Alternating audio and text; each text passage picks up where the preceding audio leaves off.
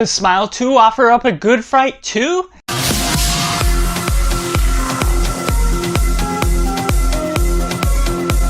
Hey everyone, welcome to Cinema, where we focus on a film. I'm Josh, this is Simply Cinema. Let me know down in the comments below if you've seen Smile 2, do you like it, do you not like it, or is it somewhere right in the middle, or if you're waiting for this review to decide if you're going to see it or not. Make sure to like this video if you enjoy it, subscribe if you haven't already to join in the film culture community where we talk about the love of cinema as a whole, and getting right into synopsis. About to embark on a new world tour, pop icon Sky Riley is experiencing these inexplicably weird and strange events, and overwhelmed by all the stress of being popular and famous, she must figure out how to reconnect with her past in order to regain control of her life. And getting right into the positives, there's something to note about how different this film feels compared to the other. It doesn't feel outside of the realm of what we're taking. You still have to follow up with that story in order to understand some of the aspects, some of the rules that are going on within this film, but the basic groundwork is laid, and it still has a little bit more action,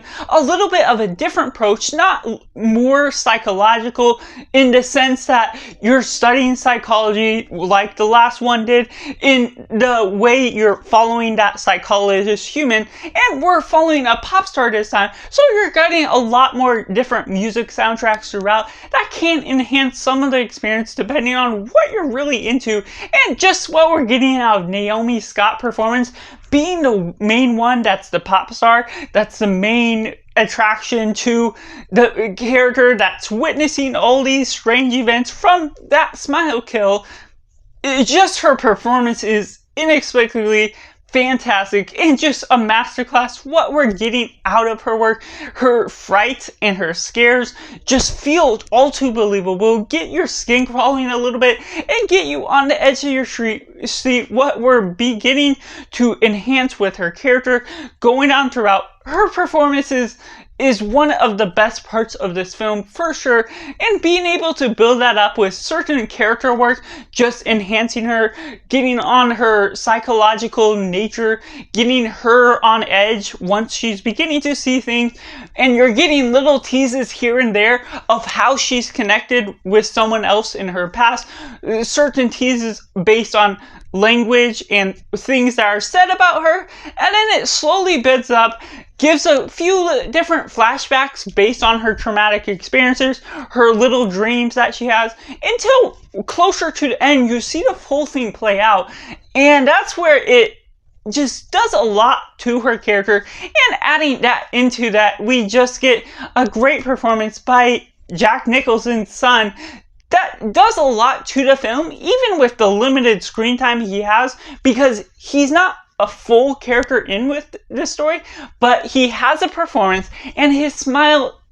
just like Jack Nicholson, is creepy as ever. And just how that enhances the film as a whole, how that enhances Naomi Scott's performance and her character work, how that builds up the idea of the world building of what we're getting from Sky Riley as a whole, just enhances the aspect ratio to what you're getting out of the camera work, what you're getting out of the cinematography,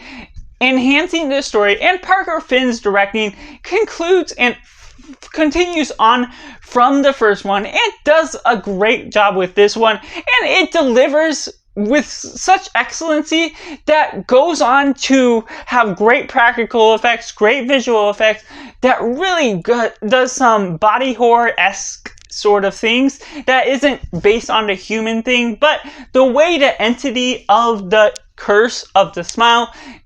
builds up a little bit more, adds a little bit touch more to the lore, adding some characters that may know a little bit more, and it also begins to make you question so many different things about the film. What really is real? What is going on? Certain things where it takes a turn on what you're all believing, and just gets higher and higher in its intensity and its action, getting creepier and scarier in certain aspects, certain things where you think it's leaning one way, and then the mystery is shown to where it was hiding what was all going on, which all leads up to this final scene and this final shot especially, that could hint at a third film. But even if it somehow doesn't,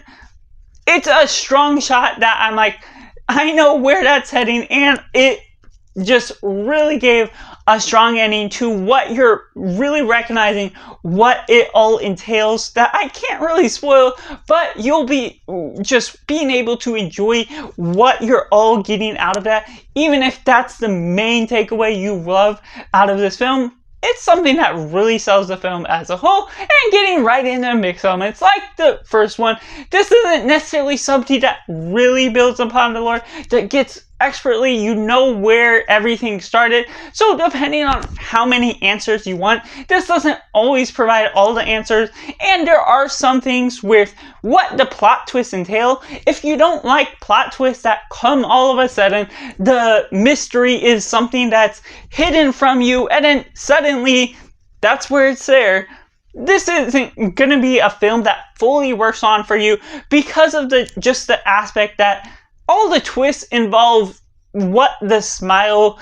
entity is hiding from the main perspective character, and we're in the lens of what she is all viewing, what Sky Riley is viewing. There's some moments of the pop music where it didn't build too much to me personally, what I loved out of the story. That's where it took a little bit of a slow turn, and some of the aspect ratios to the film as a whole could have been something that added in a little bit more to the character work, maybe something to other characters that, well, we do get something great out of Naomi Scott's performance as Sky Riley. It sort of took a little bit back burner to some of the characters that were set on the side, were supporting cast members that fit where they were put. But I could have gotten a little bit more to care more about how those characters work in with the story as a whole, which leads me into the negatives, to which there's some aspects like the first film where this is just over 2 hours, which feels a bit too long, maybe not cut down to 90 minutes like I feel like the first one should, but it still feels like it drags on in a couple too many scenes. Certain things with the pop songs that may be able to be cut out, maybe not entirely, because that's a part of her performance, a part of her character, and builds on some of the things and some of the important scenes where that's where she has her traumatic breakdowns, sees different things that takes her in different directions, and so just being able to add that does a lot for the film. But there's also the aspects of the film where it doesn't feel like a film that I'll revisit quite as frequently, because some of the runtime, even if it's not an overly extensive film, takes a little bit longer than it feels like it should be for its concept alone. That sort of takes its own path, and while this is more original, more aggressive with what it's doing with the psychological nature, there's something about that nature that feels still like